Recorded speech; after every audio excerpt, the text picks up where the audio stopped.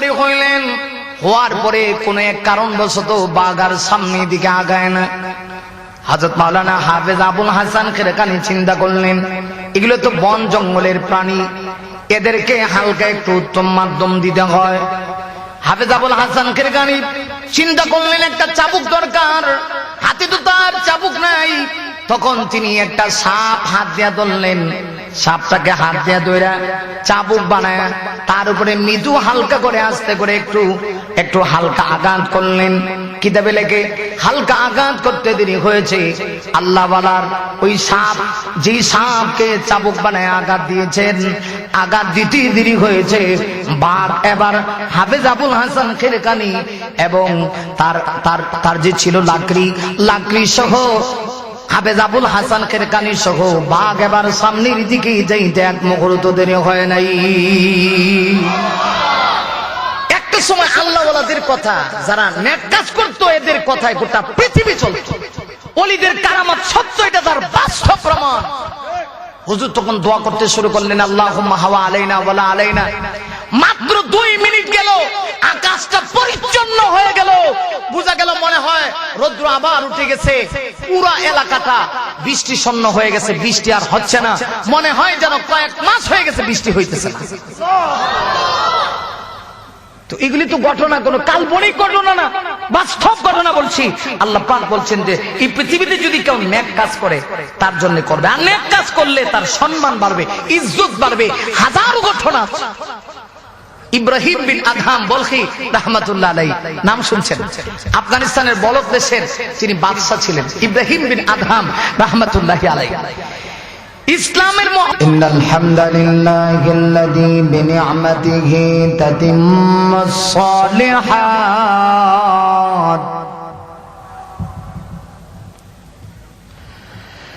আল্লাযী আল্লামাল কুরআন খালাকাল ইনসানা ওয়া কাররামা ওয়া আল্লামা وعلمه من البيان ما لم يعلم فسبحان الذي لا يحصى امتنانه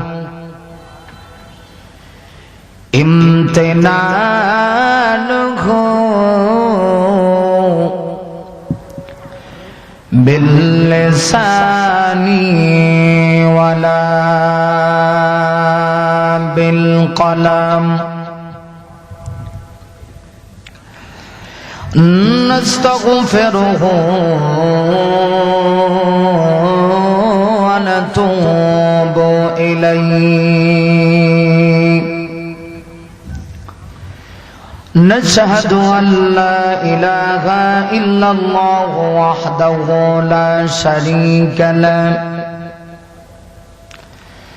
ونشهد أن سيدنا وسندنا وحبيبنا ومولانا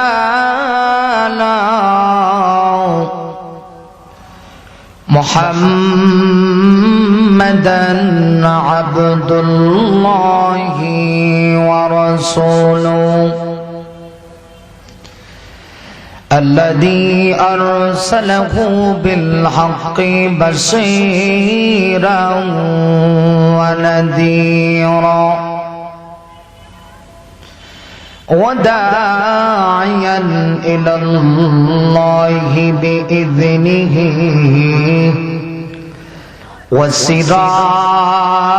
وسراجا منيرا فقد قال الله تعالى في كلامه المجيد والفرقان الحميد زبان كل شبي بلن أعوذ بالله من الشيطان الرجيم বিসমিল্লাহির রহমানির রহিম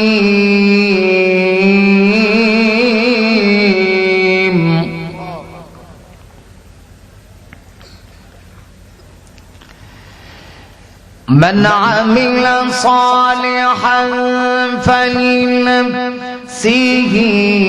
ومن أساء فعليها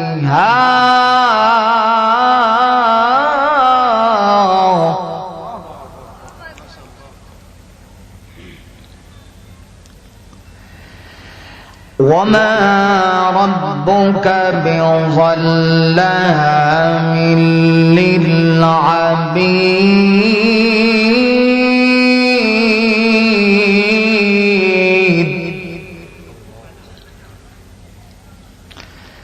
صدق الله العظيم وصدق رسوله النبي الكريم ونحن على ذلك من الشاهدين والشاكرين والذاكرين والحمد لله رب العالمين وعن سيد الجن والبشر صلى الله عليه وسلم من تشبه بقوم فهو منهم أو كما قال النبي عليه الصلاة والسلام प्राण कोले मोहब्बते दो जहानेर बादशाह सरवारे कायनात सय्यदुल मुरसलीन खादमुन नबीयीन रहमतुल लिल आलमीन नबीगुना मुहम्मदुर रसूलुल्लाह नबीर नाम শুনলে কি পড়তে হয় আচ্ছা আপনারা যারা আছেন আপনারা কি আমার সঙ্গে ডাকটাক আছে নাকি তাহলে একটু আওয়াজ দিতে হবে তো আমি আপনাদের সবার কাছে জানতে চাই সবার অন্তরে নবীজির প্রেম ভালোবাসা কম না বেশি আওয়াজ দিতে হবে আওয়াজ করে বলতে হবে কম না বেশি যদি বেশি হয়ে থাকে পৃথিবীর শ্রেষ্ঠ দরুদ যে দরুদ নামাজের মধ্যে স্থান পেয়েছে দরুদ ইব্রাহিম আমরা সবাই আওয়াজ করে পড়ে নিই আল্লাহুম্মা সাল্লি আলা মুহাম্মাদিন ওয়া আলা আলি মুহাম্মাদ كما صليت على إبراهيم وعلى آل إبراهيم إنك حميد مجيد اللهم بارك على محمد وعلى آل محمد كما باركت على إبراهيم وعلى آل إبراهيم إنك حميد مجيد بلغ العلا كشف الدجى بجماله حسنت جميع خصاله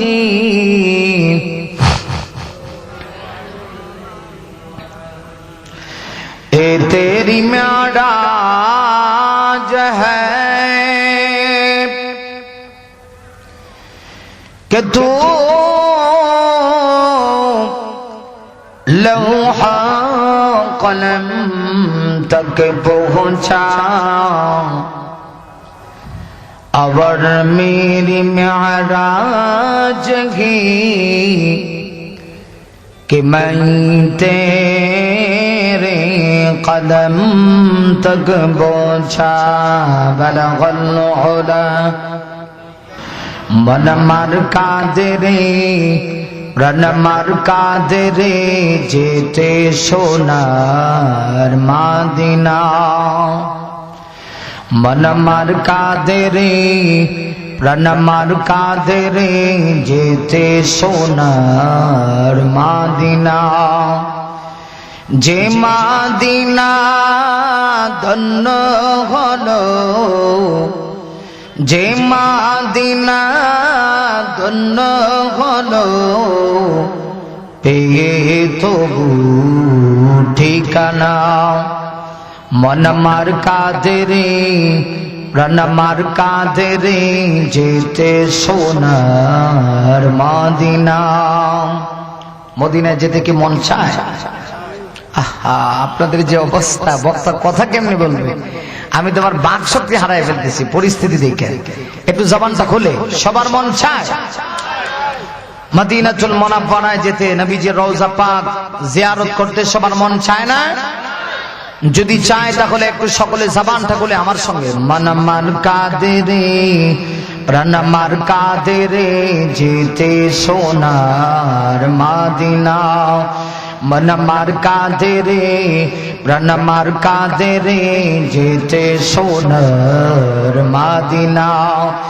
जे मदिना धন্য হলো যে মদিনা ধন্য হলো পেয়ে তবু ঠিকানা मन मार कांदे रे प्राण मार कांदे रे जेते सोनार मदिना ठीक ना यूसुफ पेते झोले का कादी साड़ा के देचे इब्राहिम तरे यूसुफ पेते झोले का कादी साड़ा के देचे इब्राहिम तरे सबरी सबर महान अल्लाह তোমায় দিয়েছি ভরে সবারই সবর মহান আল্লাহ তোমায়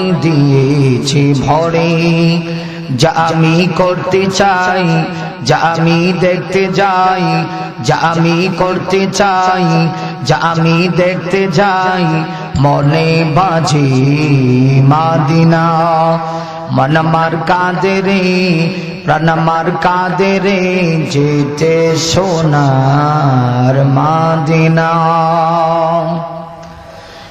अल्हम्दुलिल्लाह ঐতিহ্যবাহী নরসিংদী জেলার রায়পুরা থানাধীন অন্তর্গত পুরের পাড় কেন্দ্রীয় জামে মসজিদের উদ্যোগে ২৭তম বার্ষিক ওয়াজ ও দোয়া মাহফিলের চলমান অধিবেশনের সম্মানিত পরম শ্রদ্ধাভাজন সভাপতি হযরত উলামায়ে কেরাম সমবেত সম্মুখপ্রাণী দিনদার ঈমানদার মুমিন মুসলমান ভাইরা বড়া বাবারা মাইকের আওয়াজ যত দূর পর্যন্ত গিয়ে বসেছে পর্দানিশীন পরম শ্রদ্ধেয় সম্মানিতা মা ও বোনেরা বিশেষ করে তারুণ্যের উচ্ছ্বাস যুগে যুগে ইতিহাস পরিবর্তনকারী আল্লাহর জমিনে আল্লাহর দ্বীন প্রতিষ্ঠা করার আন্দোলন করে করে এই পৃথিবীতে আজও যারা ইসলামের পতাকা উড্ডীন করে রেখেছেন মাহফিলের প্রধান আকর্ষণ সম্মানিত যুবক বন্ধুগণ শুরুতেই আমি আমার ব্যক্তিগত পক্ষ থেকে আপনাদেরকে জানাচ্ছি আন্তরিক মোবারক সবটুকুন শুকরিয়া আল্লাহ সুবহানাহু ওয়া তাআলার আলিশান দরবারে এই মর্মে আদায় করছি যে মহান আল্লাহ অশান্তময় পৃথিবীর অশান্ত পরিবেশ থেকে যাচাই বাছাই করে মুসলিম জাতির কঠিন ক্লান্তি লগ্নে বর্তমানে ফিতনা ফাসাদের জামানায় মানুষ যখন গুনাহের পরিবেশকে খুব বেশি পছন্দ করে ঠিক সেই সময় মহান আল্লাহ আজকের এই মুতাবাররাক জান্নাতের টুকরা মজলিসে আমাদের সবাইকে যে আসবার বসবার তৌফিক দান করেছেন এজন্য আমি আপনাদের কাছ থেকে বলিষ্ঠ আওয়াজের মাধ্যমে জানতে চাই আজকের এই মাহফিলে আসতে পেরে বসতে পেরে সবাই খুশি না নারাজ খুশির আওয়াজ কি আপনাদের রায় পড়াতে আসতে হয় নাকি না জোরে হয় তা আমি তো জানি রায়পুরার মানুষ একটু ইসলাম প্রিয়, ধর্মপ্রাণ, কোরআন প্রিয়, জাগ্রত জনতা। ঘুমানোর জনতা কিন্তু রায়পুরার মানুষ না। রায়পুরার মানুষ একটু ইসলাম প্রিয়, একটু জাগানো ভাব নিয়ে তারা কোরআন হাদিস থেকে কথা শোনে। আশা করি আজকে আপনারা সেই প্রমাণটা দিবেন। আপনাদের আয়োজন খুব চমৎকার, আলহামদুলিল্লাহ, আয়োজন খুব ভালো, ব্যবস্থাপনাও খুব সুন্দর, যারা দাওয়াত দিয়েছেন তারাও ভালো। সবকিছুই যদি ভালো হয়, শ্রোতার অবস্থা যদি এমন হয়, তাহলেই কিন্তু ওয়াজটা পূর্ণাঙ্গ হয় না। কথা ঠিক কিনা? একটু আওয়াজ করে বলতে হবে, কথা ঠিক কিনা? আশা করি আপনারা যেই পরিমাণ মানুষ আছেন সবাই যদি একটু সচেতন হয়, একটু জাগানো ভাব নিয়ে, একটু হরকত করে, মাঝে মধ্যে যদি একটু হা না বলে আমার আলোচনা শুনেন, হতে পারে যারা বাড়ি ঘরে আছে, রাস্তাঘাটে আছে, আল্লাহ তাদেরকে কবুল করলে তারাও আসতে পারে, পারে না? এই জন্য আমি আপনাদের কাছ থেকে আবারও জানতে চাই, আজকের এই মাহফিলে আসতে পেরে, বসতে পেরে সবাই খুশি না নারাজ? যদি খুশি হয়ে থাকেন তাহলে আসুন শুরুতেই একটু মহব্বত, প্রেম, আবেগ, অনুভূতি প্রকাশ করে আল্লাহর দেওয়া জবান দিয়ে, আল্লাহর শিখানো ভাষায়, অন্তরে অন্তঃকরণ থেকে শ্রদ্ধাজনিত কণ্ঠে সকলে মিলে মালিকের আলিশান দরবারে আকাশ বাতাস মুখরিত করে কালিমাতুশ শুকর পেশ করি, জবান ছেড়ে আওয়াজ করে পড়ছি আলহামদুলিল্লাহ। আমার ভাইরা, সরাসরি আমি আলোচনায় চলে যাব, কোন এদিক সেদিক ভূমিকা দিয়ে সময় নষ্ট করব না, যেহেতু সময় কম। প্রতিদিন আমরা যারা বক্তা, এটা শুধু আমি না, যারা বক্তা এরা প্রত্যেকদিন কথা বলে, তো প্রতিদিন আমাকে শেষে কথা বলতে হয়। আলহামদুলিল্লাহ আজকে আমার সিরিয়ালটা একটু আগেই হয়েছে, সুযোগটা আগে হয়েছে, এজন্য আমি খুব খুশি। কারণ আজকের রাত কিন্তু জুমাবার, জুমার রাত। আগামীকালকে যারা বক্তা যারা ঢাকাতে জমা পড়ায়, আমি গাজীপুর শহরে জমা পড়াই, আমার জমা আছে, আবার প্রোগ্রাম আছে দুই জায়গায়। একটু আগে আগে যদি চলে যাই তাহলে একটু শরীরটাও একটু রেস্টে থাকবে, একটু আরাম করব। সুযোগ যেহেতু হয়েছে, অল্প সময়ে কিছু কথা আপনাদেরকে নিয়ে বলবো। তো আমি আলোচনায় যাওয়ার আগে এখানে যারা শ্রোতা আছেন সকলকে একটু জাগানোর জন্য 2টা মিনিট আমি আপনাদের কাছে সময় চেয়ে নিতে চাই। এজন্য এখানে যারা শ্রোতা আছেন প্রথমত 3 শ্রেণীতে বিভক্ত। কয় শ্রেণী? একটু কথা বলতে হবে তো আওয়াজ করে। কয় শ্রেণীতে বিভক্ত? 3 শ্রেণীতে বিভক্ত। প্রথম নাম্বার ম্যারিড পিপল, যারা বিবাহিত। আপনাদের এলাকায় বিবাহিত লোক আছে তো নাকি? আরে অনেকে আছে মাথা নিচে দিয়া, চাদর মুড়া দিয়া, গা দিয়া বৈশা রয়েছে, মানে আগে থেকেই নিয়ত যে আজকে কোনো কথা বলবো না, হুজুর এক আওয়াজ করে মরে যাবো, আমরা কোনো কথা কমবো না। এখানে যারা শ্রোতা আছেন 3 শ্রেণীতে বিভক্ত।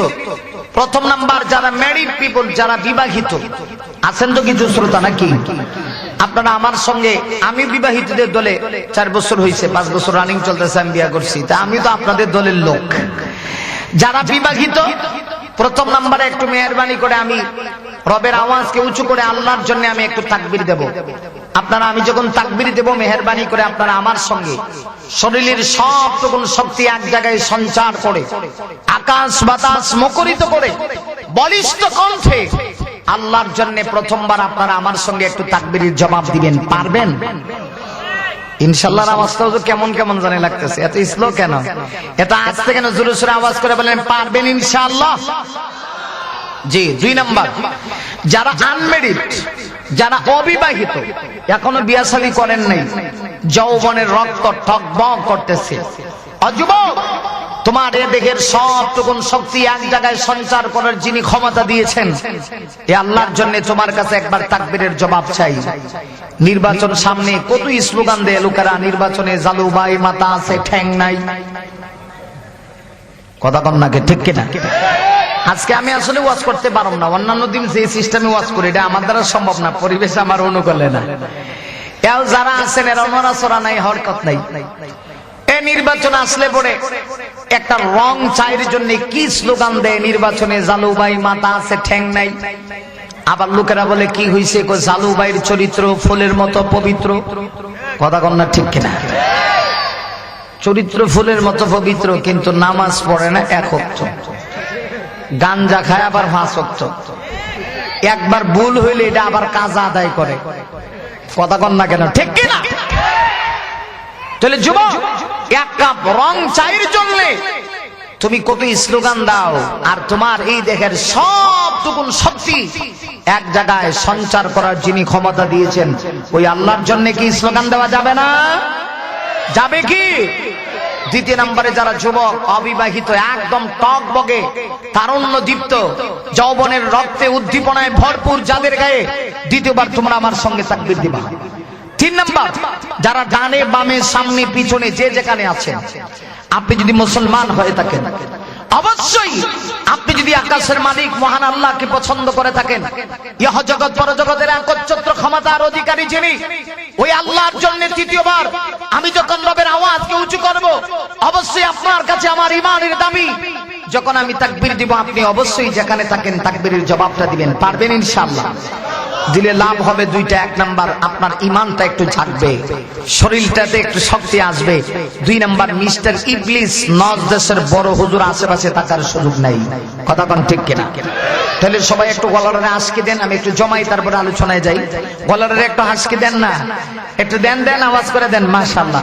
দেখি আমার সঙ্গে তাকবীর দিবেন যারা প্রথম নাম্বার যারা বিবাহিত আছেন, তো একদল নাকি বিবাহিত, যারা আমার সঙ্গে একটু তাকবীরের জবাব দিবেন। লিল্লাহি তাকবীর। এই মাত্র এই কয়জন বিয়ে করছেন? 2-4 জন নাকি? তাহলে আওয়াজটা এরকম হইল কেন লাগে?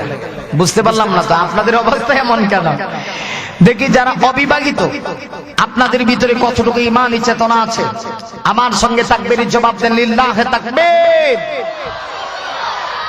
মাশাআল্লাহ। এও যেদি দিছে এদি কেচুর মেচুর, এখন বিয়া করার বয়স আরো 15 বছর 20 বছর বাকি, হের আওয়াজ দিছে। এরপর আপনাদের চেয়ে ওদের আওয়াজটা একটু বেশি ছিল। এবার দেখি ডানে বামে সামনে পিছনে যে যেখান থেকে আছেন, রবের আওয়াজকে উঁচু করার জন্য রাতের নীরবতা নিস্তব্ধতাকে ভঙ্গ করে দিয়ে উচ্ছ্বসিত কণ্ঠে বলিষ্ঠ কণ্ঠে আসুন আমরা আল্লাহর জন্য একবার তাকবীর দেই। লিল্লাহি তাকবীর। কোরআন হাদিস যেখানে, আলেম ওলামা যেখানে, মসজিদ মাদ্রাসা যেখানে, বন্ড পীর যেখানে, সুদ ঘুষ যেখানে। তাহলে আপনাদের এলাকায় মনে হয় সুদ ঘুষ নেই? হ্যাঁ, আছে আছে। যারা সুদ ঘুষের সাথে যারা জড়িত, আমরা মুসলমান তাদের সঙ্গে থাকতে পারি না, ঠিক কিনা? কারণ যারা সুদ খায় এরা মহামারী, এই যে করোনা ভাইরাসের চাইতেও এরা আরো খারাপ। করোনা ভাইরাসের চাইতেও এরা আরো মারাত্মক মহামারী। কথা কোন ঠিক কিনা? মুসলমান তাদের সঙ্গে কোনো আপোষ করতে পারে না, তাদের সঙ্গে মুসলমানের কোনো ভালোবাসা রাখতে পারে না, ঠিক কিনা? আল্লাহ আমাদেরকে ওদের কাছ থেকে হেফাজত করুক, আমিন কোন। আসুন, আর কোন কথা নাই, একটু আপনাদেরকে জাগালাম। আশা করি আপনারা শেষ পর্যন্ত এরকম একটু আওয়াজ দিবেন। এরপরও যদি আওয়াজ নাই দেন তাহলে তারা আমার করার কিচ্ছু নেই। কথা কন না কেন, ঠিক কিনা? আল্লাহ আমাদের সবাইকে কবুল করুন, সবাই বলে আমিন। আমি আপনাদের সামনে একটা কিতাব থেকে কথা বলবো। এই পৃথিবীতে আল্লাহ পাক যত কিতাব নাজিল করেছেন, সবচেয়ে সহিহ যে গ্রন্থ, আসমানের নিচে জমিনের উপরে সবচেয়ে বিশুদ্ধ যে গ্রন্থ, ওই গ্রন্থের নাম হচ্ছে কোরআন আল কারীম। কোরআন আল কারীম থেকে আমি আপনাদের সামনে সূরা হামিম সিজদার ছোট্ট একখানা আয়াতে কারীমা আপনাদের সামনে তেলাওয়াত করেছি। আল্লাহ পাক যদি তৌফিক দান করেন, তেলাওয়াত কিন্তু সেই আয়াতকে সামনে রেখে আপনাদের সামনে কথা বলবো। সচরাচর আমি একটু তাফসীর করে অভ্যস্ত, কিন্তু পরিবেশ দেখে আমি সেদিকে যাচ্ছি না। একেবারে সহজ সরল ভাষায়, গ্রাম্য ভাষায় কিছু কথা বা মোজাকারা পরস্পরে ইনশাআল্লাহ হবে। মনোযোগ সহকারে কথাগুলি শুনবেন। আমার ভাইরা একটু খেয়াল করেন, এই পৃথিবীতে আমরা কেউ ছিলাম না। ছিলাম? কথা বলেন, ছিলাম? আপনারা কি আমার কথা বুঝেন? বুঝেন না ভাই? একটু জবাব দিন। এই পৃথিবীতে আমরা কেউ ছিলাম না। ছিলাম না যেহেতু অবশ্যই আমাদেরকে একজন পাঠিয়েছেন। তিনি কে? আপনাদের এলাকায় মনে হয় আল্লাহর নাম নিলে টাকা পয়সা লাগে। আল্লাহ কোনটা? একটু জোরে সোরে আওয়াজ করে বলেন, আমাদেরকে পাঠিয়েছেন কে? যেহেতু পাঠিয়েছেন অবশ্যই কোনো একটা কারণে পাঠাইছেন। আপনি যদি কোন একটা প্রতিনিধি কাউকে পাঠান, মনে করেন যে ঢাকায় পাঠাইবেন, গাড়িতে উঠাই দিচ্ছেন, এটা এমনি পাঠাইতেন না, কোন একটা কারণে পাঠাবেন। তো আমরা যেহেতু ছিলাম না, আল্লাহ যেহেতু দয়াময় করে আমগরে পাঠাইছে, এই পাঠানোর একটা কারণ আছে, সে কারণটাও আমাদের জানা আছে। আল্লাহ এমনিতেই আপনাকে আমাকে পাঠায় নাই, এটা তো আল্লাহ পাক প্রশ্ন করেছেন কোরআন শরীফের মধ্যে। প্রশ্নবোধক শব্দ ব্যবহার করে পৃথিবীর মানব জাতিকে আল্লাহ নিজে জিজ্ঞাসা করছেন, আফাহাসিবতুম আন্নামা খালাকনাকুম আবাতা,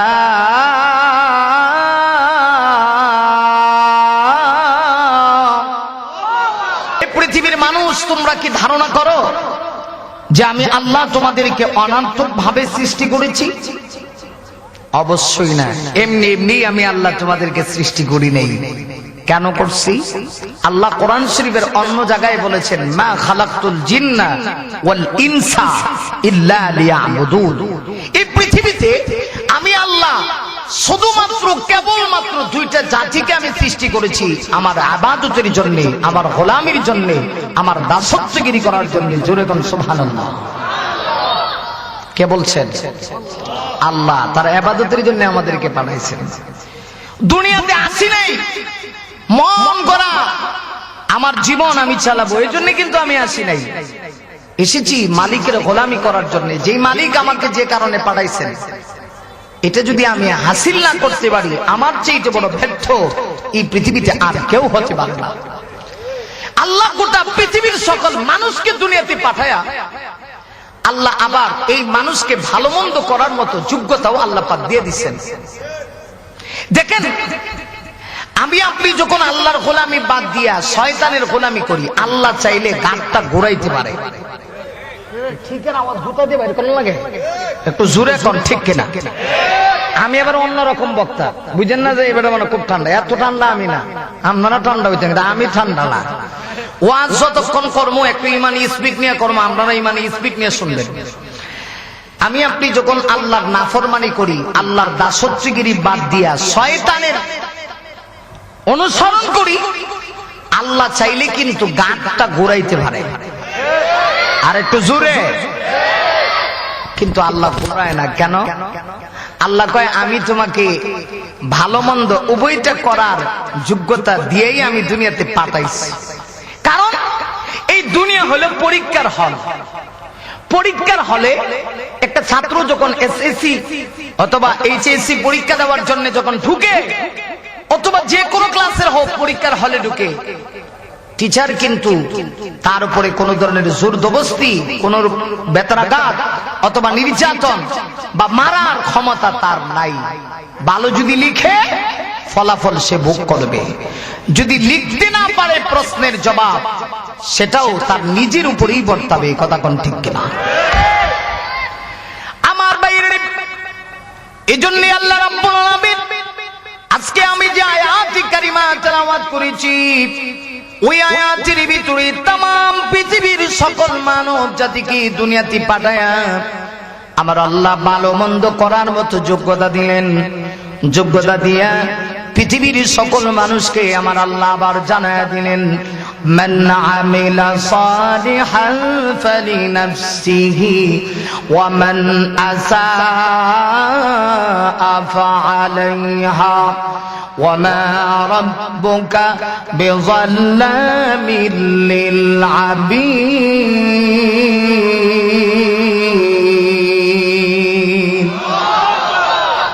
আল্লাহ পাক এই মানুষকে আবার জানিয়ে দিলেন, ও পৃথিবীর মানুষ, এই পৃথিবীতে এসে তুমি যদি নেক আমল করো, ভালো কাজ করো, মান আমিলা সালিহা, যদি কেউ নেক কাজ করে, ভালো কাজ করে, আল্লাহ বলেন ফালি নাফসিহি, বান্দা তুমি এটা তোমার নিজের জন্যই করবে। কথা কন না কেন? কার জন্য করবে? জোরে বলেন, কার জন্য? নিজের জন্য। কেমনে? দেখেন, মানুষ এই পৃথিবীতে দুনিয়াতে যত সম্পদ উপার্জন করে, সে কোটি কোটি টাকার মালিক হলো, বিশাল ইন্টার ডিস্ট্রিক্টের মালিক হলো, বিশাল কোম্পানির মালিক হলো, গাড়ি বাড়ির মালিক হলো, দুনিয়াতে এসে সে যা করে, যেদিন আজরাইল চলে আসে তখন কিন্তু সে কিছুই নিয়ে যেতে পারে না। কথা কন না কেন? কিছু নিয়ে যায়? একদম সাদা কাপড়ের কাপড় পরিধান করে সে দুনিয়া থেকে চলে যায়, খালি হাতে চলে যায়। কিন্তু একটা জিনিস তার সঙ্গে যায়, সে দুনিয়াতে যা করছে, সে যে আমলটা করছে, আমলটা নিয়েই কিন্তু সে কবরে যায়। কথা কোন ঠিক কিনা? আর জোরে কোন ঠিক কিনা? আমার বাইরে এই জন্য আল্লাহ রাব্বুল আলামিন বলেন, পৃথিবীর মানুষ শুনো, এই পৃথিবীতে যেই ব্যক্তি নেক কাজ করবি, ভালো কাজ করবি, সৎ কাজ করবে, আল্লাহ বলেন সে তার নিজের জন্য করবে। এমনকি আল্লাহ পরের অংশের ভিতরে বলছেন, ওয়ামান আসাআ ফালাইহা, এবার কেউ যদি কোনো অন্যায় কাজ করে এটাও তার উপরে বর্তাবে। ভালো কাজ যদি করো তুমি তোমার নিজের জন্য করবে, অন্যায় কাজ যদি করো সেটাও তোমার নিজের উপরে বর্তাবে। এমনকি আল্লাহ আয়াতের তৃতীয় অংশের ভিতরে বড় সুন্দর করে আমার আল্লাহ বলেন, ওয়ামা রাব্বুকা বিযাল্লামিল লিল আবিদ, বান্দা শোনো, তোমার রব কিন্তু জালেম নয়, গোলামের উপরে কোনো জুলুম করবে না। কিয়ামতের দিন যে ভালো করবে সে নিজের চোখ দিয়ে ভালো জিনিস দেখতে পারবে, বদলা পাবে। এমনকি যে অন্যায় করবে সেটারও প্রতিদান কিয়ামতের দিন তাকে দিতে হবে। ঠিক কিনা? আল্লাহ এরকম কিপটা না যে তুমি ভালো কাজ করবে আর আল্লাহ তোমাকে দেবে না, বরং আমার আল্লাহ এত দয়ালু, এত দয়ালু, এত দয়ালু। আল্লাহ কোরআনে স্পষ্ট ভাষায় বলেছেন, মান জাআ বিল হাসানা ফালাহু আশরু আমসালিহা। এই পৃথিবীতে যদি কেউ একটা হাসানা ভালো কাজ করে আল্লাহ বলেন বদলা দিব 10টা। সুবহানাল্লাহটা ভয় দিলে বাড়ি যান গা। কিছু লোক মনে মনে নিয়ত করতেছে যে সুবহানাল্লাহ এই বছর আমি একটা প্যাকেটের ভিতরে ভরবো, বইরা এটাকে ভালো করে ভেদে বাড়িতে নিয়ে যাবো, আগামী কালকা যখন গায়ে শক্তি হইব তখন খায়া টায়া মহিলাদের সামনে গিয়ে সুবহানাল্লাহ করবো। একটু জোরে সোরে আওয়াজ করে চিৎকার মেরে কোন সুবহানাল্লাহ। দেখেন আমার আল্লাহর কত দয়া। আল্লাহ কয়, বান্দা তুই যদি একটা নেক কাজ করস বদলা দিমু 10টা। সুবহানাল্লাহ কইছেন না? একটা নেক কাজ করলে বদলা দিমু কয়টা? 10টা।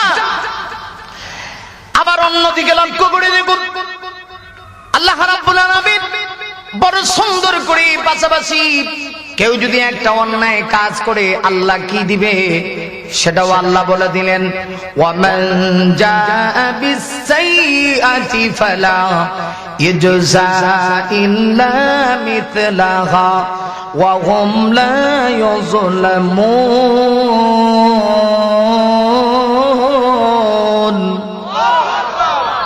বিপরীত আবার খেয়াল করেন আল্লাহর বান্দার প্রতি কত দয়া মায়া। আল্লাহ কয় তুই একটা নেক কাজ করবি 10টা বদলা দিমু, আর গুনার কাজ যখন একটা করবি ফালা ইউজা ইল্লা মিসলাহা, শুধু তোর মিছিল দেওয়া হবে, অর্থাৎ গুনাহ করবি একটা, গুনাহও লেখা হবে একটা। সুবহানাল্লাহ কইছেন। এইজন্য এই আয়াতের ব্যাখ্যা ইমাম তিরমিজি একখানা হাদিস এনেছেন, হাদিসে চমৎকার করে বলেছেন, দেখেন মানুষের দুই কাঁধে আল্লাহ 2 জন ফেরেশতা নিয়োগ করে রাখছেন। কয়জন? একটু জোরে বলা যাবে না? কয়জন? এদের নাম বলতে পারেন? অনেক যুবক 2-1 জন কইলে অনেকে পারে না, কিন্তু একটু জিজ্ঞেস করে দেখেন না যে কয়েকটা অভিনেতার নাম তো কইব, হুজুর শুধু কি বাংলাদেশ না ইন্ডিয়া সহ? কথা কম না কেন? ঠিক কিনা? জিজ্ঞেস করে দেখেন যে 2-1টা অভিনেতার নাম কর, তখন কইবে হুজুর শুধু কি বাংলাদেশ না ইন্ডিয়া সহ কম। কারণ অনেক যুবকদের কাছে আমাদের বাংলাদেশের যারা অভিনেতা এরা কোনো আইকন না, এরা বাহিরের দেশের আইকন, মানে অবাক। কথা কম না? ঠিক কিনা? আফসোস মুসলমান আজকে সব জানে ইসলাম সম্পর্কে অজ্ঞ, কোরআন সম্পর্কে অজ্ঞ।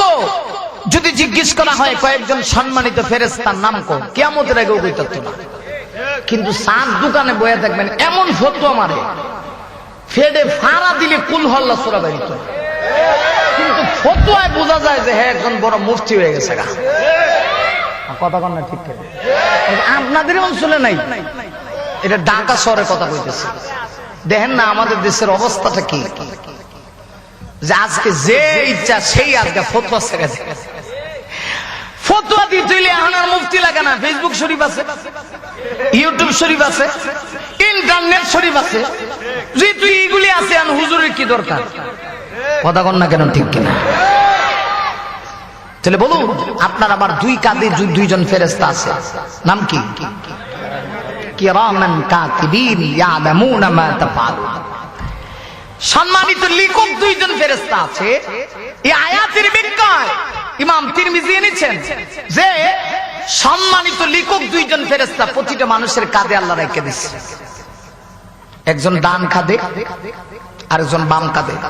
ডান কাঁধের যে ফেরেশতা আছে তার দায়িত্ব হলো কেউ যদি নেক কাজ করে সে সাথে সাথে লিখে ফেলবে। একটা নেক কাজ করলে 10টা নেক আমলের সব লিখবে। আরো আসতে কোন সুবহানাল্লাহ। আর বাম কাঁধের ফেরেশতার দায়িত্ব হলো কেউ যদি গুনার কাজ করে তাহলে সে লিখবে, একটা গুনাহ করলে একটাই লিখবে। কিন্তু আল্লাহর কি দয়া মায়া, এই দুই ফেরেশতার ভিতরে আল্লাহ ডান কাঁধের ফেরেশতার সম্মান পজিশন আল্লাহ বাড়ায় দিছে।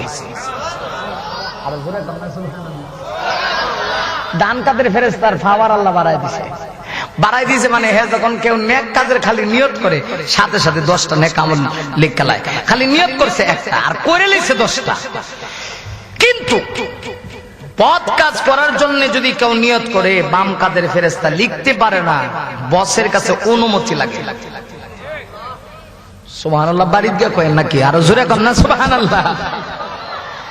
আমার ভাইরা, তাহলে দেখুন আল্লাহর দয়া মায়া কত বেশি। কেউ যদি একটা নেক কাজ করে, একটা ভালো কাজ করে, আল্লাহ বলে বান্দা ভালো কাজ করলে আমি আল্লাহ একটা নেক কাজ করলে 10টা নেক আমলের সওয়াব দিই। শুধু নিয়ত করলে সাথে সাথে একটা নেক আমল তোমার আমল নামায় লেখা হয়। আর তুমি যখন বদ কাজ করো সাথে সাথে কিন্তু তোমার আমল নামায় গুনাহ লেখা হয় না। তাহলে আল্লাহর দয়া মায়া কত বেশি। এজন্যই তো আল্লাহ বলেন, ও পৃথিবীর মানুষ শোনো, আমি আল্লাহ তোমাকে পৃথিবীতে পাঠায়া ভালো মন্দ করার মতো যোগ্যতা দিয়েছি। আমি জুলুম করব না। ভালো করলেও তুমি কিয়ামতের মাঠে বদলা পাবে।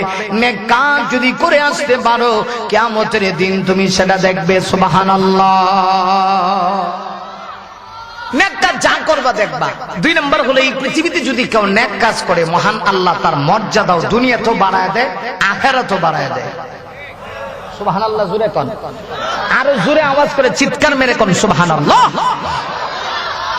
নেক কাজ যদি কেউ করে আল্লাহ তার মর্যাদা দুনিয়াতেও বাড়ায় দেয়। শুধু মানুষের কাছে সে সম্মানিত হয় তা না, এই পৃথিবীর প্রত্যেকটা পশুর কাছে, প্রাণীর কাছেও তার সম্মান বেড়ে যায়। সুবহানাল্লাহ। জোরে কোন। দৃষ্টান্ত হাকিমুল উম্মত আল্লামা আশরাফ আলী থানভী রাহমাতুল্লাহ তার কিতাবের মধ্যে লিখছে, একজন আল্লাহর বুজুর্গ মানুষ ছিল, পিয়ারা বান্দা ছিল, আল্লাহওয়ালা ছিল। আমাদের দেশে কিছু ওলি আছে আর কিছু উলি আছে। উলি, আমি কিন্তু উলিদের কথা কইছি না। ওই ল্যাংটা বাবা, কুত্তা বাবা, গাইবি শাহ বাবা, কুদরতি শাহ বাবা, শেরালি বাবা, মানে বাবা দেশে এত বাড়ছে। হিন্দুদের মা পুরুষের বাবা, হিন্দুরা মায়ের পূজা, পুরুষেরা বাবার পূজা। ঠিক কইলেও ঠিক, না কইলেও ঠিক। জোরে কোন ঠিক কিনা? আসেনি আপনাদের দেশে? আপনাদের দেশে মনে নাই। ওমা, আমি তো জীবন রায়পুর আইছি না, 2-1 আইছিলাম ছোট কালে, আরো ছোট থাকতে। আমি 30 বছর, যখন 22 বছর 21 বছর আছি না আমার বয়স, তখন আইছিলাম রায়পুরা। এর পরে আর আমি আসি নাই। আমার জানা মতে এই বছর 222টা প্রোগ্রাম নিয়েছি, এর মধ্যে একটা হইলো রায়পুরা থানাতে। এর মাঝে এটা আবার করোনার সময় যখন সারা দেশে ওয়াজ হয় কিনা এরকম একটা বাপ ছিল, বেচারা দিছে দাওয়াত, আমি সাথে সাথে গ্রহণ করে নিয়েছি। এর মধ্যে একটা দাওয়াত হলো যে আজগার দাওয়াতটা, বুঝেন নাই? তাহলে আমি আপনাদের সম্পর্কে জানি না। আমার দেশে আজকে যে কত বাবা, এমন লোক আছে জিন্দেগিতে তার নিজের বাবারে আব্বা কয়ে ডাকে না, কিন্তু বাবার সামনে যখন আব্বা বাবা, কথা বল না কেন? ঠিক কিনা? আছে কিনা? নাই। খালি পুরুষেরা কয় তা না, নারীরাও কয়। অনেক মহিলা আছে ফেট নিয়ে বাবারে দেয়া, ফেটের মাঝে হাত লাগা, বাবা এখানে একটু হাতটা লাগাই দিন না বাবা। কেল্লাকে লাগাই তো সন্তান হয় না, সন্তান যেন হয়ে যায়। এমন বিশ্বাস এমন আকীদা যদি কোনো নারীর ভিতরে থাকে, আল্লাহর কসম তার ঈমানের সমস্যা আছে, নতুন করে ঈমান আনতে হবে। কথা বল ঠিক কিনা? তাহলে আমি হক্কানি কোন আল্লাহওয়ালার বিরুদ্ধে কোনো কথা বলবো না, কারণ আমার এই দেশে সোনার বাংলাদেশে হক্কানি আল্লাহওয়ালাদের কারণেই পাক ভারতীয় উপমহাদেশে ইসলাম এসেছে। কথা বল না কেন বাজান? আমার জন্ম করতে পারি হলো সিলেট।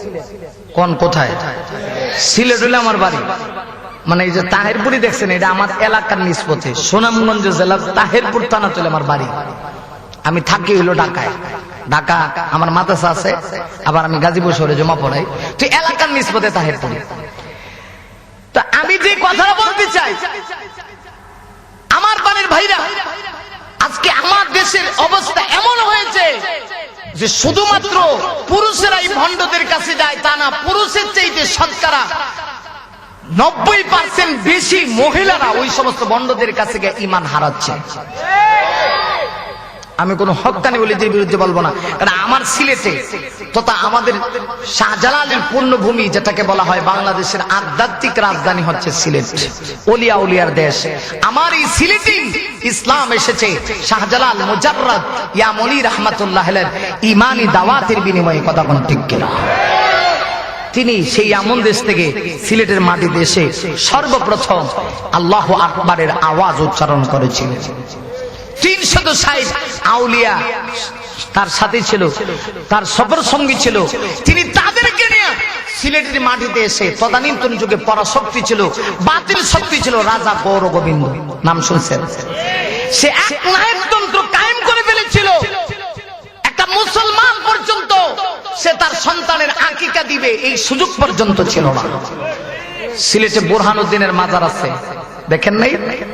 বুরহানুদ্দিন তার সন্তান হওয়ার পরে তিনি আকিকা করতে চেয়েছিলেন, এই জন্য রাজা গৌর গোবিন্দ তার সাথে প্রতিবাদ করেছে, বাধা দিয়েছে। কিন্তু সেই সিলেটে আল্লাহর ওলি, খাঁটি ওলি, আল্লাহওয়ালা শাহজালাল ইয়ামনি রাহমাতুল্লাহ আলাইহি তিনি যখন আসলেন, এসে ঈমানি শক্তির বলে বলিয়ান হয়ে তিনি যখন আল্লাহু আকবারের আওয়াজ উচ্চারণ করলেন, ইতিহাস প্রমাণ করে সেই শাহজালাল ইয়ামনির আল্লাহু আকবারের আওয়াজে তদানীন্তন যুগের বাতিল শক্তি রাজা গৌর গোবিন্দের তখ্তে তাউজ ধ্বংস হয়েছে। কথা কোন ঠিক কিনা? আল্লাহু আকবার, নারে তাকবীর, আল্লাহু আকবার। ইসলামের শত্রুরা, আলে ওলামার শত্রুরা, নারে তাকবীর, আল্লাহু আকবার। আমরা হলাম সেই শাহজালালের সূর্য সেনা। ঠিক করে আর জোরে কর, আর একটু জোরে কই তুই আওয়াজ করে, ঠিক কিনা? ছুটিয়াই শাহ জালালের নির্ভীক সৈনিকেরা, খতম করো গোবিন্দের ওই চালাচা মুন্ডা গোলাম। ছুটিয়াই শাহ জালালের নির্ভীক সৈনিকেরা, খতম করো গোবিন্দের ওই চালাচা মুন্ডা গোলাম। ওলিদের এই ভূমিতে বিপ্লবের মশাল জ্বালা, ওলিদের এই ভূমিতে বিপ্লবের মশাল জ্বালা। ছুটিয়াই শাহ জালালের নির্ভীক সৈনিকেরা, খতম করো গোবিন্দের ওই চালাচা মুন্ডা গোলা। ঠিক কিনা?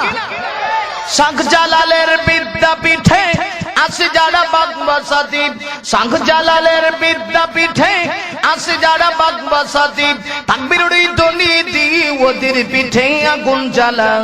ছুটিয়াই শাহ জালালের নির্ভীক সৈনিকেরা, খতম করো গোবিন্দের ওই চালাচা মুন্ডা গোলাম। ওলিদের এই ভূমিতে বিপ্লবের মশাল জ্বালা। ছুটিয়াই শাহ জালালের নির্ভীক সৈনিকেরা, খতম করো গোবিন্দের ওই চালাচা মুন্ডা গোলা। ঠিক না বেঠে? অতএব কোন হক্কানি ওলিদের বিরুদ্ধে আমার কথা নয়। আমি বলছিলাম ওলি হলো দুই ধরনের, একটা ওলি আর একটা উলি। উলি উলি চিনেননি? ওই যে ল্যাংটা বাবা, কথা কোন ঠিক কিনা? আসেনি? এদের কাছে গেলে দেখবেন নামাজ রোজা ওযু গোসল কিচ্ছু লাগে না। কথা কোন ঠিক কিনা? এদের কাছ থেকে হেফাজতে থাকবেন, ঠিক কিনা? কারণ এরা আপনার ঈমান নামক সবচেয়ে দামি জিনিসটাকে সে হরণ করে নিয়ে যাবে। কখন যে নিবে আপনি নিজেও বলতে পারবেন না। আবার এরা কিন্তু কথা খুব সুন্দর, আমাদের কাছে নারী পুরুষ কোনো পার্থক্য নাই। যেখানে আল্লাহ কয় পার্থক্য আছে, এবার কয় পার্থক্য নাই, বরং এদের টার্গেট হইল নারীরা বেশি, কারণ নারীর মন হইল নরম। এরা ঈমান সিজ করতে পারলে স্বামীদের ঈমান নিয়ে যাওয়া এটা আরো সহজ। কথা কন না কেন? দয়াল বাবা লেংটা বাবা লাগে আমার ডর, দয়াল বাবা লেংটা বাবা লাগে আমার ডর, ফেরেশতারা উইকেট মারবো কবরের ভিতরে বাবা। কথা কয় না রে, কথা কয় না, ঠিক না ঠিক? ফেরেশতারা উইকেট মারবো কবরের ভিতর, দয়াল বাবা লেংটা বাবা লাগে আমার ডর, দয়াল বাবা লেংটা বাবা লাগে আমার ডর, ফেরেশতারা উইকেট মারবো কবরের ভিতরে বাবা, ফেরেশতারা উস্তা মারবো কবরের ভিতর, ঠিক কিনা? বাবা আমার এত গুণী মুদ্দা হালাই লয় না পানি। কথা কন না কেন? বাবা আমার এত গুণী মুদ্দা হালাই লয় না পানি, খালি করে টানা টানি পর্দার ভিতর, খালি মহিলা কাপড় ধরে টানে, কাপড় ধরে। আর আমরা দেশেও কিছু লোক আছে, এমন লোক আছে বউলে হে বন্ডুরির কাছে যায়, বাবা আপনার সহবত লাগবে, বাবার বুঝি সহবত, বাবা বুঝি সহবত দিব, মানে বাবা এটা কেমন বাবা চিন্তা করে দেয়। আমার ভাইরা, আমি সেই রকম ভন্ডের কথা বলছি না, আমি একজন হক্কানি আল্লাহওয়ালার কথা বলছি। হাকিম উম্মত আল্লামা আশরাফ আলী থানভী রাহমাতুল্লাহ আলাইহি লিখছে, মুজাদ্দিদুল মিল্লাহ আল্লামা আশরাফ আলী থানভী রাহমাতুল্লাহ লিখছে যে পৃথিবীতে মানুষ যখন নেক কাজ করে, ভালো কাজ করে, তখন সেই মানুষটার মর্যাদা শুধু আল্লাহর কাছে হয় তা না, পৃথিবীর সকল মাখলুকাতের কাছে তার মর্যাদা বেড়ে যায়। তার বাস্তব প্রমাণ তিনি লিখছে, বাস তিনি লিখছে, একজন আল্লাহওয়ালা, তার নাম ছিল হাফেজ আবুল হাসান কিরকানি রাহমাতুল্লাহ আলাইহি। নামটাকে স্মরণ থাকবো, হাফেজ আবুল হাসান কিরকানি রাহমাতুল্লাহ আলাইহি। তিনি জঙ্গলে গেছে, এই খেয়াল করেন, তিনি কই গেছে? আমার কথা মনে বুঝতেছেন না নাকি? একটু কথা কয়েন, জব দিন। জঙ্গলে গেছে কেন? জঙ্গলে গেছে লাকড়ি জমা করবো, লাকড়ি সংগ্রহ করবো। আগে তো জঙ্গল বেশি ছিল, লাকড়ি জমা করার জন্য তিনি যখন জঙ্গলে গেছে, তো গাছ কাটতে একটা লাকড়ির বোঝা তিনি সংগ্রহ করলেন। বোঝাটা একটু বেশি হয়ে গেছে। কি হয়ে গেছে? বেশি, যেটা তিনি বহন করার মতো যোগ্যতা নাই। তাই তিনি হাফেজ আবুল হাসান কিরকানি রাহমাতুল্লাহ আলাইহি কিতাবের মধ্যে লিখছে, তখন তিনি তো আল্লাহওয়ালা, দেখেন আল্লাহওয়ালা হইলে জঙ্গলের বন জঙ্গলের পশু পাখি গুলা পর্যন্ত তার আদেশ মানে, আইন মানে, তার অর্ডার মানে। কিতাবে লেখছে তখন তিনি একটা বাঘকে ডাক দিছে, এমনা সুবহানাল্লাহ, বাইদগা কই আর জোরে কর না, বাঘরে ডাক দিছে। আমরা বাঘ দেখলে দৌড় মারি, যদি বলা হয় বাঘের একটা বাচ্চা এই এলাকা ঢুকছে, দেখবেন যে কয়েক মাইল এরিয়া পর্যন্ত মানুষ আতঙ্কিত হয়ে যাবে। সর্বনাশ, কোন সময় জানি বাঘ আক্রমণ করে। মানুষের ভিতরে এমন কিছু বাঘ আছে যারা বাঘের গর্জন দেয়, এদেরকেও কিন্তু বাতিল ভয় পায়। ঠিক ভূতাতে বাইরে কোন লাগে না, জোরে কর না, ঠিক কিনা? আসেনি আমাদের হক্কানি উলামায়ে কেরামদের ভিতরে এরকম কিছু বাঘের মতো গর্জন যারা দেয়, এরা কিছু লোক আছে ভয় পায়। এই জন্য এরা কইছে তোমরা জেলে তাহ, কিন্তু হেরা জানে না যে বাঘের বাচ্চারাও কিন্তু বাঘই হয়। কথা কন না কেন, ঠিক না ঠিক? ওরা জানে না বাঘের ঘর থেকে বিড়ালের বাচ্চা বের হয় না, মিয়া হাতির বাচ্চা আর ছাগলের বাচ্চা বের হয় না, বাঘের ঘর থেকে বাঘের বাচ্চা বের হয়। তোমরা দুই একটা বাঘকে খাঁচায় বন্দী করে কি মনে করেছো ইসলাম ধ্বংস করে দিবা? আল্লাহর কসম, এটা স্বাধীন সার্বভৌমত্ব বাংলাদেশের মাটিতে হবে না।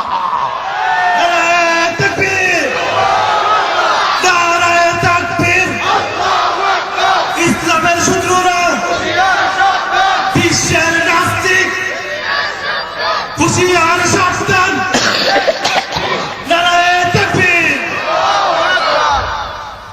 রাগ করছেন? রাগ করেন গা, রাগ করে লাভ নাই। বড় জোর করবেন হুজুর আগামী বছর আপনারে আনতাম না, আপনি নাম লিখিয়েছে, আমরা দাওয়াতের বাবাছে নাকি? কথা কন না কেন? ঠিক না ঠিক? হকের পথে ছিলাম, হকের পথে আছি, হকের পথে থাকবো, ঠিক কিনা? আমার বাইরে হাফেজ আবুল হাসান খিরকানি রাহমাতুল্লাহ আলাইহি এবার লাকড়ির বোঝা যখন বেশি হয়ে গেল, তিনি যখন লাকড়ির বোঝা কাঁধে বহন করতে পারছেন না, হাফেজ আবুল হাসান খিরকানি রাহমাতুল্লাহ আলাইহি বাঘকে ডাক দিলেন, হে বাঘ এমনে আয়। ডাক দিতে দেরি হয়েছে, বাঘ তার সামনে এসে একদম যেমন ভাবে একটা গোলামের মালিকের সামনে গোলাম এসে মাথা নত করে দেয়, বাঘ তার সামনে এসে মাথা নত করে তার সামনে দাঁড়ায় গেছে। সুবহানাল্লাহ। আমার বাইরে হাফেজ আবুল হাসান খিরকানি রাহমাতুল্লাহ আলাইহি এবার তিনি বাঘের উপরে সওয়ারি হইলেন। হওয়ার পরে কোন এক কারণবশত বাঘ আর সামনের দিকে আগায় না। হযরত মাওলানা হাফেজ আবুল হাসান খিরকানি চিন্তা করলেন, এগুলো তো বন জঙ্গলের প্রাণী, এদেরকে হালকা একটু উত্তম মাধ্যম দিতে হয়। হাফেজ আবুল হাসান খিরকানি চিন্তা করলেন একটা চাবুক দরকার, হাতে তো তার চাবুক নাই। তখন তিনি একটা সাপ হাত দিয়া ধরলেন, সাপটাকে হাত দিয়া ধইরা চাবুক বানায় তার উপরে মৃদু হালকা করে আস্তে করে একটু হালকা আঘাত করলেন। কিতাবে লেখে হালকা আঘাত করতে দেরি হয়েছে, আল্লাহ ওয়ালার ওই সাপ, যেই সাপকে চাবুক বানায় আঘাত দিয়েছেন, আঘাত দিতে দেরি হয়েছে। বাঘ এবার হাফেজ আবুল হাসান খিরকানি এবং তার যে ছিল লাকড়ি সহ হাফেজ আবুল হাসান খিরকানি সহ বাঘ এবার সামনের দিকে যাইতে এক মুহূর্ত দেরি হয় নাই। একটা সময় আল্লাহ ওয়ালাদের কথা, যারা নেক কাজ করতো, এদের কথায় গোটা পৃথিবী চলত। কথা কর না কেন? এখন আমাদেরও দোষ আছে, আমরা এখন আল্লাহ ওয়ালা না, আমাদেরও সমস্যা আছে, খালি হেরার দোষে লাভ নাই। এক ফরমা ইসলাম বলে না, আমাদেরও দোষ আছে। আজকে আমাদের হুজুরদের অবস্থা যদি বলি, আমি আমার কথা বলছি, আহারে আমরা নিজেকে নিজে এত বড় মনে করি। দেখেন দুইটা মাস্টার এক জায়গায় ঘুমাইতে পারে, কিন্তু দুই মৌলবী এক জায়গায় ঘুমাইতে পারে না। কথা কন না কেন? চারটা মৌলবী চার মসজিদের ইমাম সাহেব এক জায়গায় আনতে পারে না, আনথইলে কয়েক মাস ঘুরেও জুতার স্যান্ডেল ছুটে দেবো, এর ভরে কাম হইতো না। কথা কন না কেন? ঠিক কিনা? কারণ আমাদের আসছে, যে কারণে আজকে আলেমদের কথা মানুষ শুনে না, তো ওলামায়ে কেরামদের কথা শুনে না। আমার তো মনে হয় বাংলাদেশের সকল ওলামায়ে কেরাম যদি এক হয়ে যাইতে পারতো, নাস্তিক মুরতাদ পালানোর রাস্তা খুঁজে পাইতো। ঠিক কিনা? জোরে বলেন। আজকে আলেমদেরকে বাস ঢুকায়, কিছু নামদারি আলেম আছে তো, হুজুররাও আবার সবাই যে করে হকপন্থী, এটাও কিন্তু বলা যাবে না আমি যে করে হে আল্লাহর ওলি গেছি, এরকম না, এটা বলা যাবে না। এটা অত্যন্ত দুঃখ এবং পরিতাপের বিষয়। কিন্তু একটা সময় এমন ছিল, উলামায়ে কেরাম আল্লাহর কাছে হাত বাড়ায় দোয়া করছে, ডাইরেক্ট বৃষ্টি মুহূর্তের ভিতরে আল্লাহ পাক জমিনে দিছে। এমন ঘটনা মনে আপনারা শুনেন নাই? শুনছেন? হাজার ঘটনা আছে। আমাদের সিলেটেই আছে হযরত আল্লামা হাফেজ নুরুদ্দিন আহমদ গহরপুরি হুজুর রাহমাতুল্লাহ আলাইহি, উপমহাদেশের শ্রেষ্ঠতম একজন শাইখুল হাদিস ছিলেন। আমি তখন ছোট, হুজুরের জানাজায় আমার মতো গুনাহগার শরীক হওয়ার সুযোগ হয়েছে। আমার ভাইরা, আমি আমার গহরপুরি হুজুরের জীবনেই আমরা নিজের স্বচক্ষে দেখেছি সিলেটের ঐতিহাসিক আলিয়ার মাঠে আল্লামা নুরুল ইসলাম অলিপুরি সাহেবের বয়ান চলতেছে।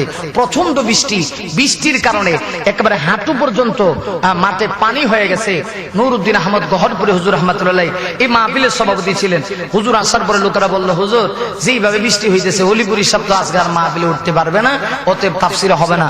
হুজুর বললেন, তোমরা কেউ যাইও না, বা যে যেখানে আসো বই যাও। সিলেটি ভাষায় কইলো, তোমরা কেউ যাইও না, যে যেখানে আছে না বই যাও। বুঝেননি আমার কথা? অর্থাৎ তিনি বলতেছেন, তোমরা যে যেখানে আছো সেখানে বসে যাও।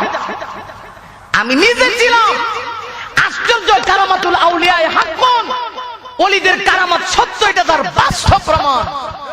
হুজুর তখন দোয়া করতে শুরু করলেন, আল্লাহুম্মা হাওয়া আলাইনা ওয়ালা আলাইনা মাত্র 2 মিনিট গেল, আকাশটা পরিচ্ছন্ন হয়ে গেল, বোঝা গেল মনে হয় রৌদ্র আবার উঠে গেছে, পুরা এলাকাটা বৃষ্টি শূন্য হয়ে গেছে, বৃষ্টি আর হচ্ছে না, মনে হয় যেন কয়েক মাস হয়ে গেছে বৃষ্টি হইতেছে না। তো এগুলি তো ঘটনা, কোনো কাল্পনিক ঘটনা না, বাস্তব ঘটনা বলছি। আল্লাহ পাক বলছেন যে এই পৃথিবীতে যদি কেউ নেক কাজ করে তার জন্য করবে, আর নেক কাজ করলে তার সম্মান বাড়বে, ইজ্জত বাড়বে। হাজারো ঘটনা। ইব্রাহিম বিন আদহাম বলখি রাহমাতুল্লাহ আলাইহি, নাম শুনছেন?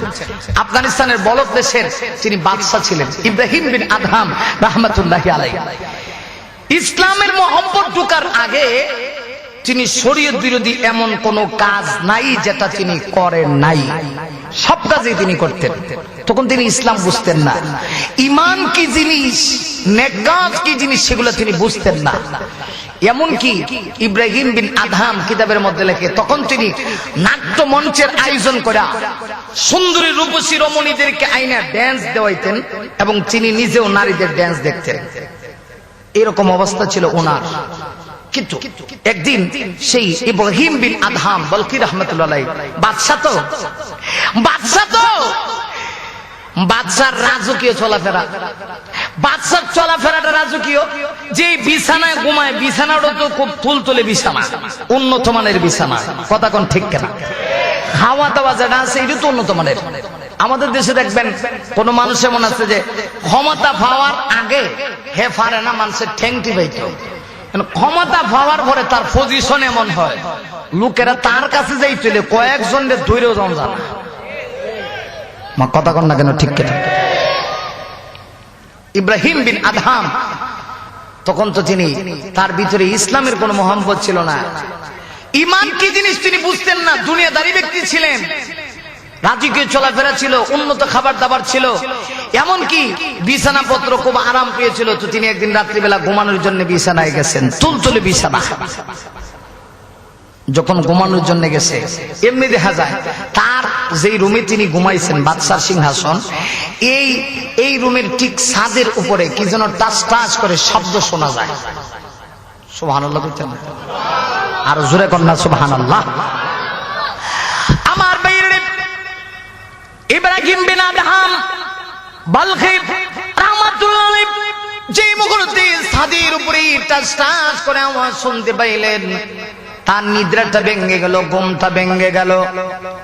ইব্রাহিম বিন আদহাম দরজা খুলে উপর থেকে, কে এইভাবে টাচ টাচ করে ছাদের উপরে আওয়াজ দাও, কে রে তুই? এমনিতেই দেখা যায় একজন আওয়াজ দেয়া বলতেছে, ও ইব্রাহিম বিন আদহাম, আমার একটা উট হারায় গেছে, উটটা তালাশ করার জন্য আমি আপনার ছাদের উপরে আসছি, তাই আওয়াজ হচ্ছে। ইব্রাহিম বিন আদহাম আশ্চর্য হয়ে ওই লোকটাকে ডেকে বলেন, না রে বোকা, উট হারাইছে কই আর তালাশ করস কই? আমার রাজকীয় সিংহাসন যেখানে আমি ঘুমাই আরাম করি, আমার ছাদের উপরে কি তুই কিয়ামত পর্যন্ত উট তালাশ করলে পাবি নাকি? এমনিতে ইব্রাহিম বিন আদহাম বলেন, আমি শুনতে পাইলাম কে যেন একটা আওয়াজ দেয়, এলাহামের মাধ্যমে ইব্রাহিম বিন আদহামের কানের ভিতরে আওয়াজ দিয়ে বলতেছে, ও ইব্রাহিম বিন আদহাম, কাহারও যদি উট হারায় যায়, যেমন ছাদের উপরে তালাশ করলে পাওয়া যায় না, এইভাবে আরাম করে ঘুমায়া তুলতুলে বিছানার ভিতরে ঘুমায়া মহান মালিককেও পাওয়া যায় না।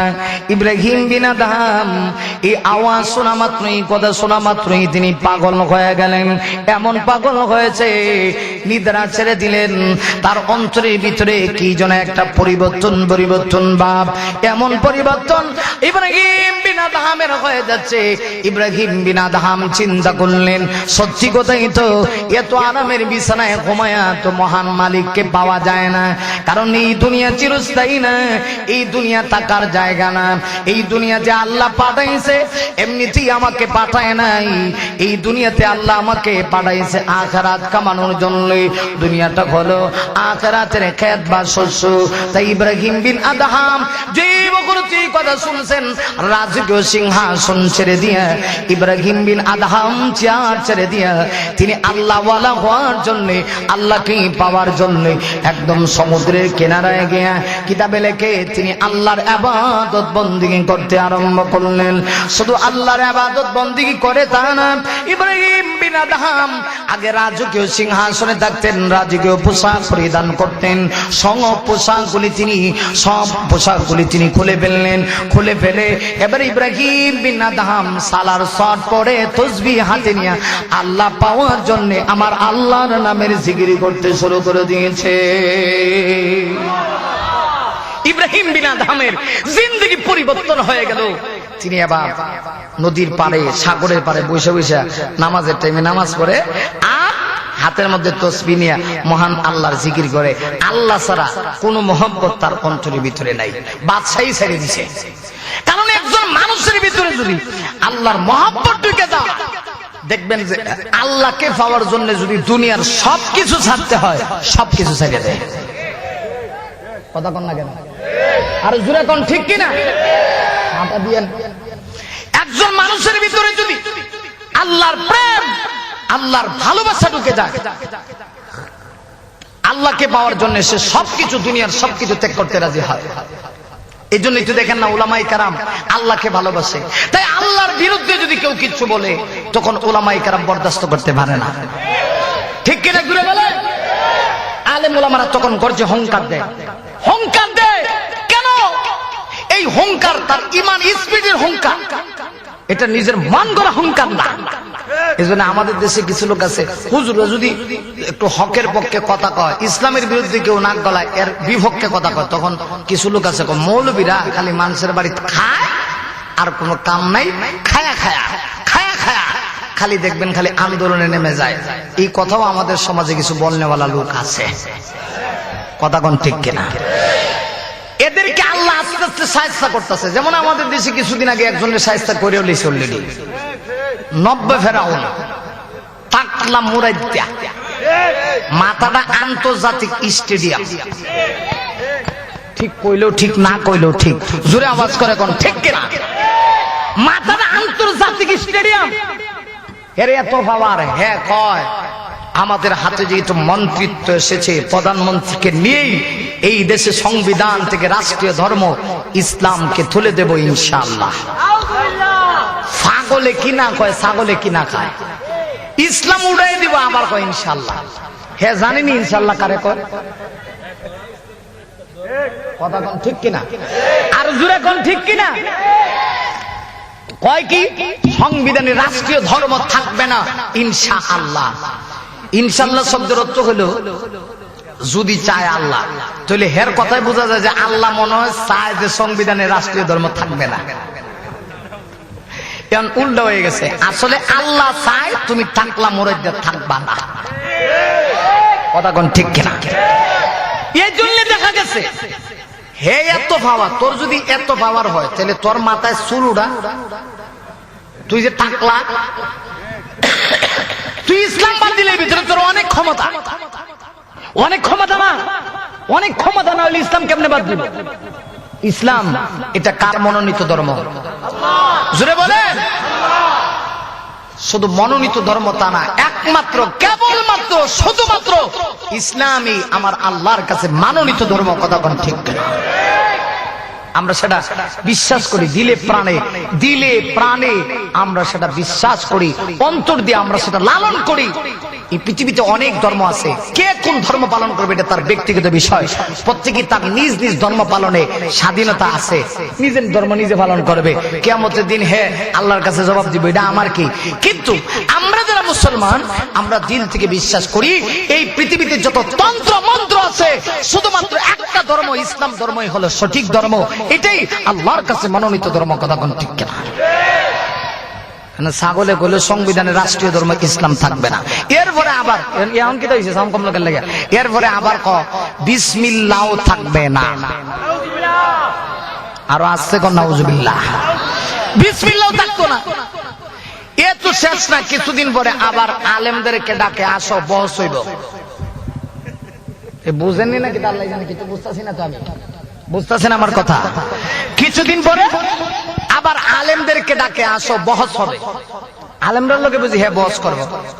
এখন আল্লাহ কয় বহস কর, এমন বহস করছস যে দেশ মন্ত্রিত্ব তো গেছে, এমপিগিরি তো গেছে, আওয়ামী লীগের ভাইদেরকে ধন্যবাদ তো বলা যায় না। ধন্যবাদ কেমনে কইবেন?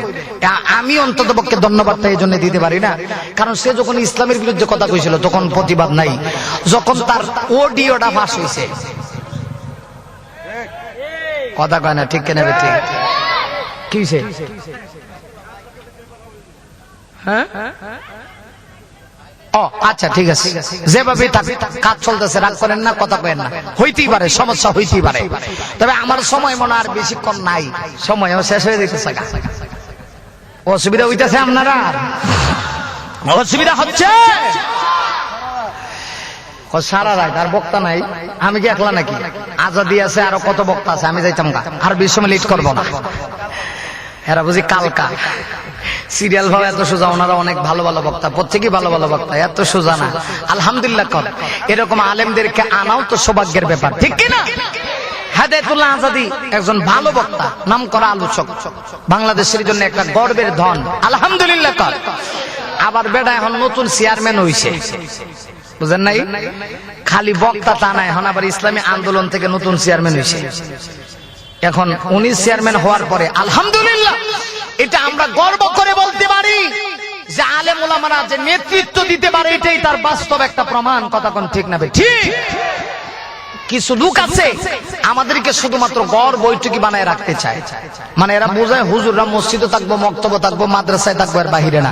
আপনারা কি বলেন, হুজুররা সব জায়গায় থাকার দরকার আছে কিনা? নাই।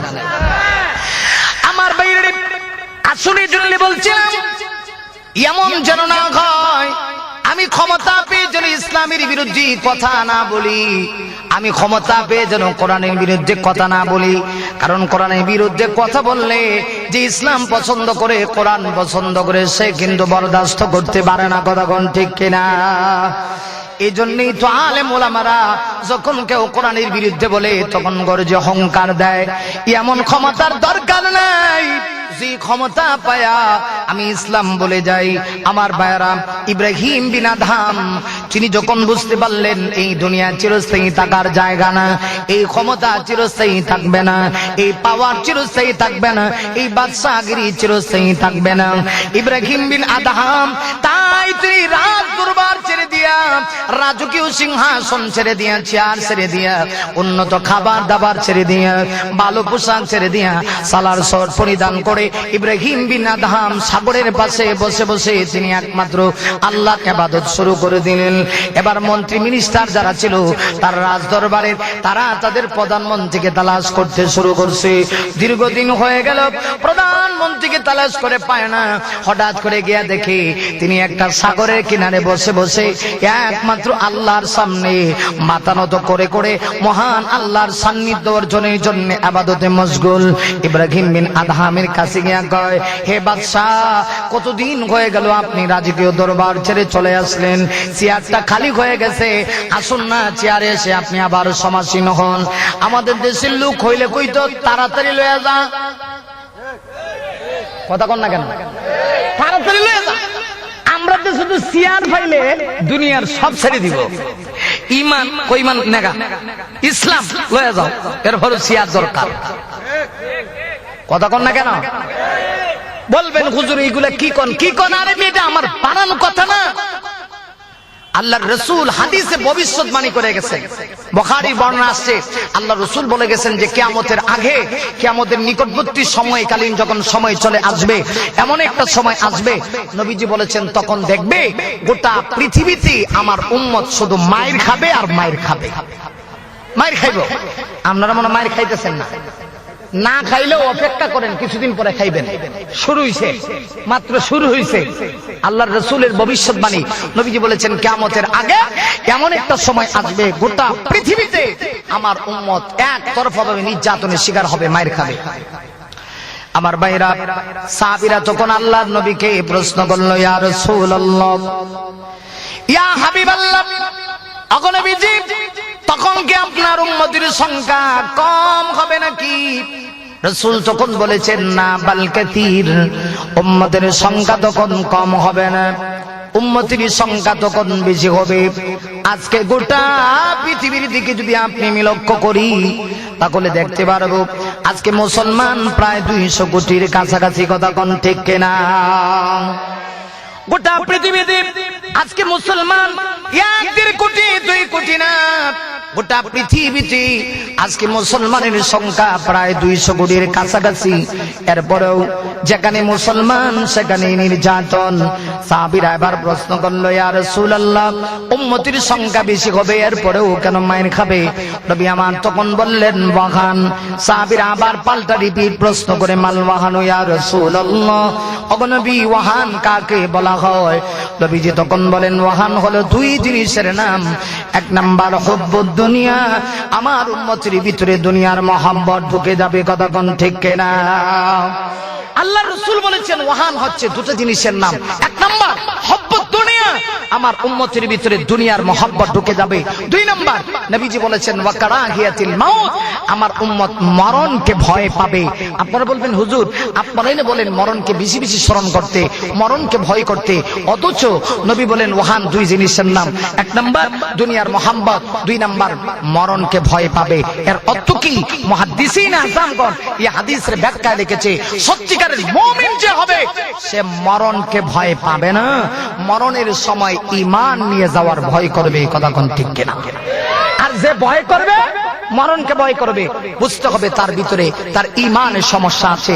মুহতারাম হাজিরিন, কথা শেষ, বক্তা পরবর্তী বক্তা চলে আসছেন। মুক্তার হোসেন রায়পুরি চিনেন তো নাকি? আপনাদের এলাকার লোক, অতএব আমি এখানেই ইতি টানবো। শেষ যে কথাটা বলতে চাই, এই যে ইব্রাহিম বিন আদহাম বালখি রাহমাতুল্লাহ আলাইহি, তিনি তখন বুঝতে পারলেন যে এই দুনিয়া চিরস্থায়ী না, এই ক্ষমতা চিরস্থায়ী না, তাই তিনি রাজ দরবার ছেড়ে দিয়ে আল্লাহর সান্নিধ্য লাভ করার জন্য তিনি একদম নদীর পারে গিয়ে ইবাদত বন্দেগী শুরু করে দিলেন। মন্ত্রী মিনিস্টার এসে বলতেছে বাদশা জাহাঁ আপনারা চলেন না, আপনার চেয়ার তো খালি আছে, যান আসনে সমাসীন হন। তখন তিনি বলেন না, আমি আর সেই চেয়ারে যেতে চাই না, এমন চেয়ার দরকার নাই যেই চেয়ারে বসলে আমি আমার মালিককে ভুলে যাই, আমার আল্লাহকে ভুলে যাই। জোরে কোন আল্লাহু আকবার।